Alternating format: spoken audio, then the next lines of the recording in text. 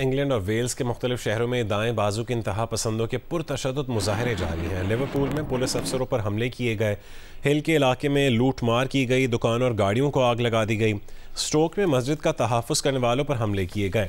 مختلف شہروں میں جاری ہنگامہ آرائی کے بعد وزیر اعظم سر کیئر سٹارمر کے وزراء سے ہنگامی بات چیت، کہا کہ دھمکا کر نفرت کا بیج بونے کی کوشش کرنے والے انتہا پسندوں کے خلاف پولیس کو کارروائی کے لیے ان کی مکمل حمایت حاصل ہے۔ مزید تفصیل بتائیں گے طاہر انعام شیخ۔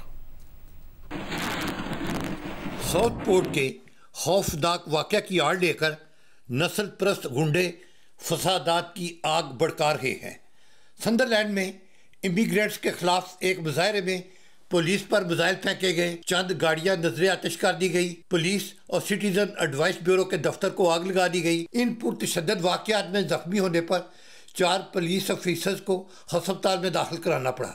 انتہائی دائیں بازو کے افراد نے سوشل میڈیا پر یہ غلط افواہیں پھیلا رکھی تھی کہ ساؤتھ پورٹ میں معصوم بچیوں پر حملے کرنے والا قاتل ایک انتہا پسند مسلم تارک وطن ہے جو کہ چھوٹی کشتیوں پر بیٹھ کر برطانیہ آیا تھا، جبکہ در حقیقت 17 سالہ ملزم ایکسل موگنوا روڈا کمانا کا اسلام سے کوئی تعلق نہیں اور وہ ویلز میں پیدا ہوا تھا۔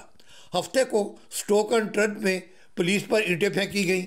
بیلفاسٹ میں ایک اینٹی اسلامی گروپ اور اینٹی ریسزم ریلی کے درمیان جھگڑے میں ایک دوسرے پر فائر ورک پھینکا گیا۔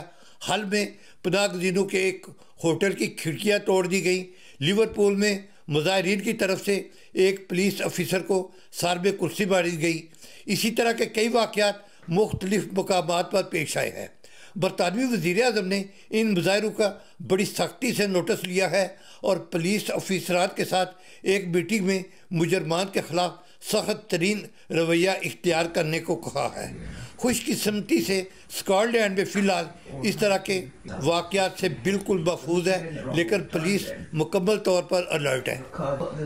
انتہائی دائیں بازو کے افراد کی طرف سے اس اختتامی ہفتہ پر کم از کم 30 مقامات پر مظاہروں کے امکانات ہیں اور اس بات کے خاصے خدشات ہیں کہ ایسے موقع پر غنڈہ عناصر مساجد کو بھی نشانہ بنا سکتے ہیں۔ چنانچہ پورے ملک میں مساجد کی حفاظت کے لیے انتہائی سخت اور کڑے انتظامات کیے گئے ہیں۔ کیمرہ مین رانا اسد ابرار کے ساتھ Tahir Inam Sheikh, Geo News, Glasgow, Scot land.